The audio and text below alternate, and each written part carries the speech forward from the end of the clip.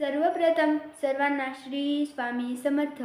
आज मी व्हिडिओमधून हे सांगणार आहे, आपल्याला आलेले अनुभव इतरांसोबत दुसऱ्यांसोबत शेअर करावे का नाही, त्यासाठी व्हिडिओ शेवटपर्यंत बघा।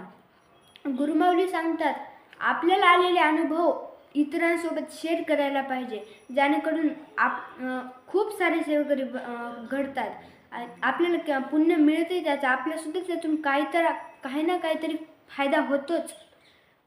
लोक काय बोलतात याच्याकडे लक्ष देऊ नका।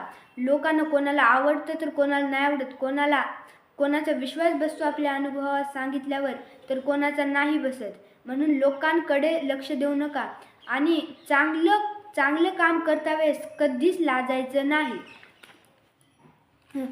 सेवा ही करण्यासाठी नसते तर अंतःकरणातून करण्यासाठी असते।